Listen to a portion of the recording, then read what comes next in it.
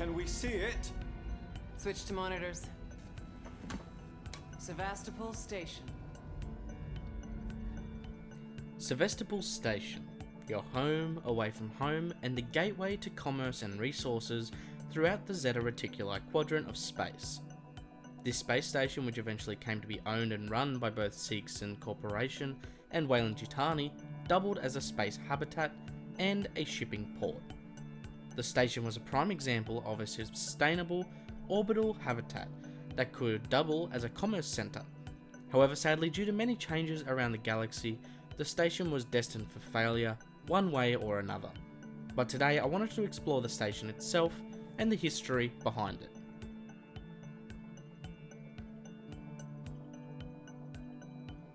Sevastopol Station was located in the Zeta Reticuli system in the Middle Heavens region of space, not to be confused with the Zeta 2 Reticuli system, which was a neighbouring binary system.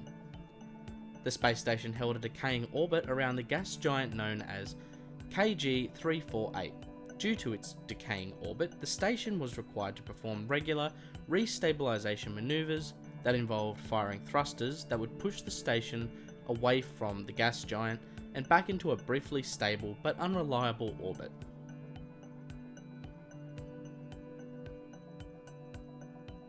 Sevastopol itself was a massive station that neared a total of 18 kilometers across, which is simply massive, and served as both a space colony habitat as well as a free port hub for commerce and resource trade.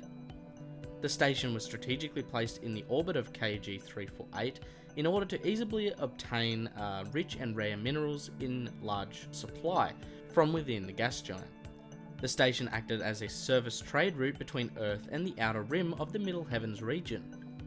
Sevastopol was able to house around 3,000 inhabitants at maximum, however the station barely ever exceeded 500 permanent residents throughout its operational duration.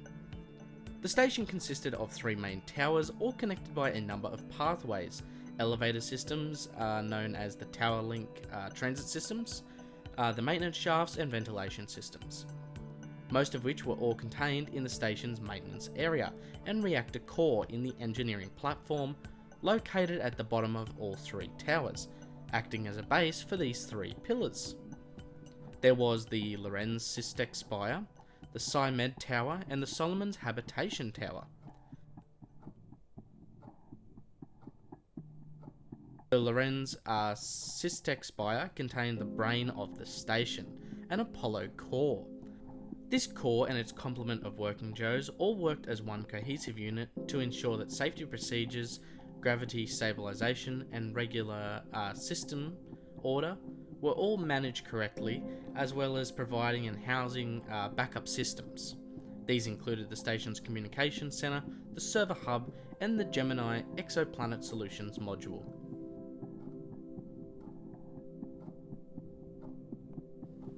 The SCIMED tower contained the San Cristobal Medical Facility, as well as the Seeks and Synthetics Production Facility, and the Tower Link Control Center.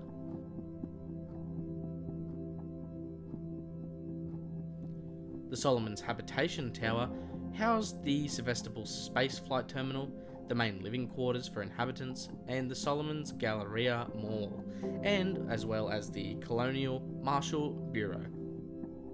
As previously stated, you could travel between any 3 of these towers using the Tower Link Transit, a system of trams placed within a pressurized transport tubing would be able to move people around from one tower to another with decent relative speed. In case of emergency, the San Cristobal Medical Facility also had a short-range ambulance that could move through its own private lanes and also on the other ones. In terms of the engineering platform, among other things housed there was the reactor core, which was at the heart of the station and its power source. The reactor was kept deliberately away from the 3 towers in the deepest regions of the station due to the large shock waves, electrical interference, radiation, and electrostatic interference in that area. As such, the maintenance workers there were mainly comprised of modified working Joes that could withstand much more harsh treatment and electrostatic shocks.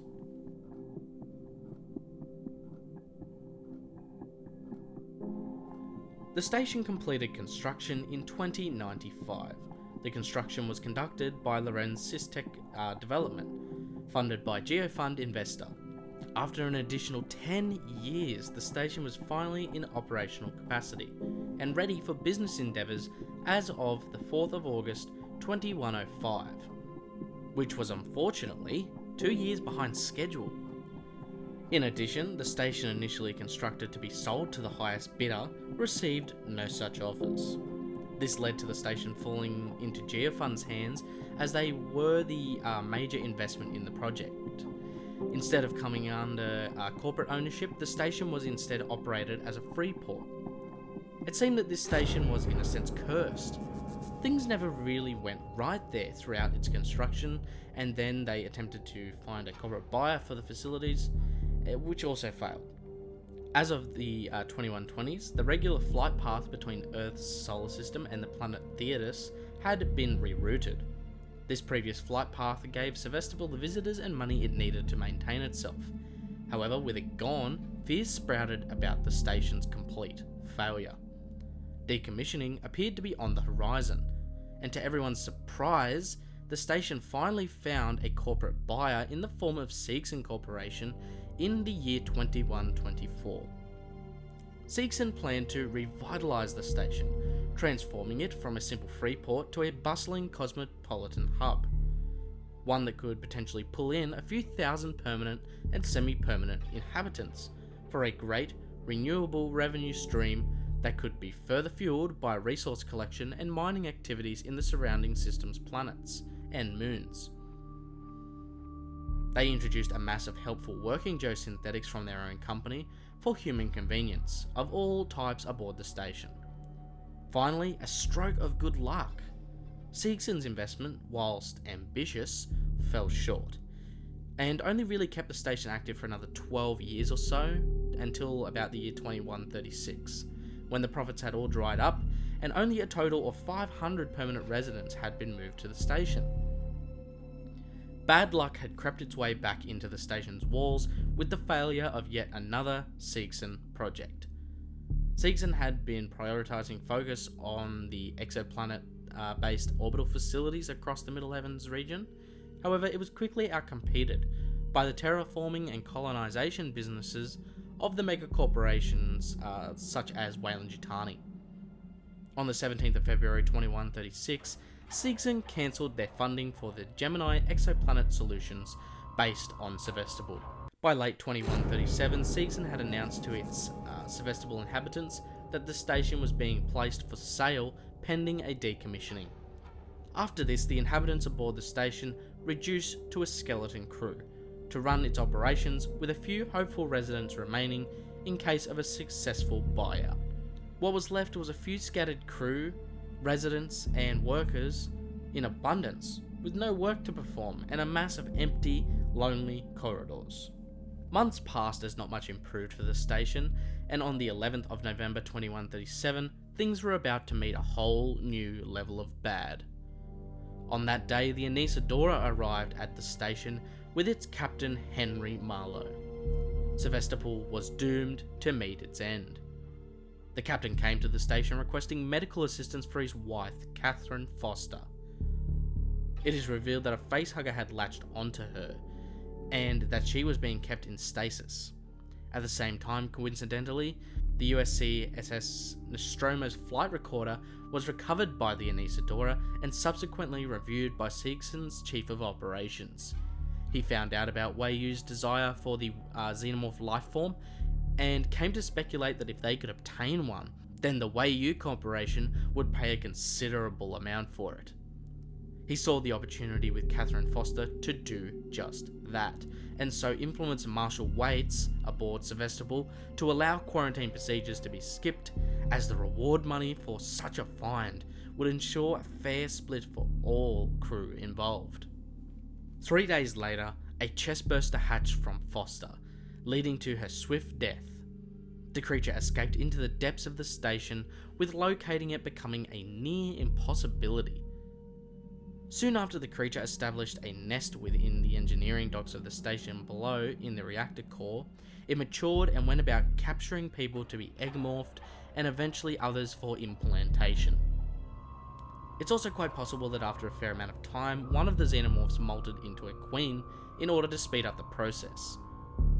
People on the station were oblivious for a decent amount of time, as the marshals had tried to cover the whole thing up, as more and more people went missing. By the 17th of November, Wei Yu somehow had learned of the Xenomorph infestation, supposedly by an inhabitant broadcasting the events through a Wei Yu relay that they were monitoring. Weyland-Yutani swiftly purchased the station and quickly installed the Apollo Control AI system, with the company's list of contingency orders, as well as enacting Special Order 939. Around a month later, on the 11th of December, Amanda Ripley, Christopher Samuels, and Nina Taylor all arrived aboard the station, with orders from Weyland-Yutani to retrieve the Nostromo's black box flight recorder unit. However, they all quickly came to realise the truth of the situation. Amanda worked with Marshal Waits in order to trap the Xenomorph in the Gemini Exoplanet Solutions module, a module of the station that could be detached and ejected from the station, and to be destroyed in the atmospheric entry of KG 348. The plane was deployed with Amanda barely surviving the events. Making it back to the station, she quickly learnt that it was not a sole Xenomorph aboard, but instead an entire hive. Samuels in synthetic gave his life attempting to help Amanda find the flight recorder and overtake Apollo's control of the station. Marshal Waits and the remaining survivors of Sevastopol were quickly killed by both Xenomorphs and by the Working Joes that had been activated to protect the Xenomorphs under Special Order 939. After Marlowe, captain of the Anisadora, made the discovery of the large hive beneath the station, he opted to wipe these beasts from existence. He overloaded the fusion reactor of his ship in the thought that he could destroy the station with it during the massive explosion. However, Amanda and Nina were able to stop these events before they could occur. However, it did lead to Nina's death.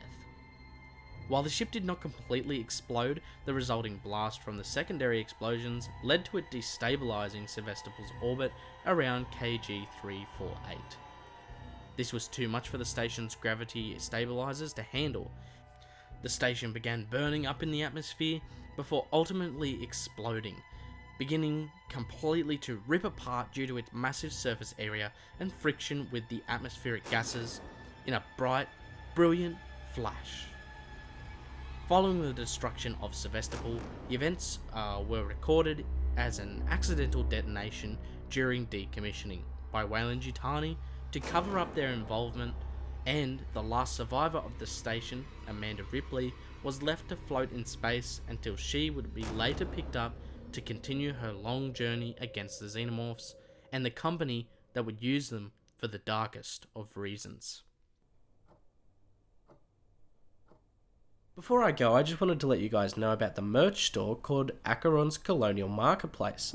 Here you can pick up a variety of ACHERON and alien themed merch from 3 distinct product lines, including shirts, hoodies, mugs, blankets, stickers, bags, and even phone cases. So if you want to support the channel and look good doing it, pick up some ACHERON merch. But what other videos would you guys like to see?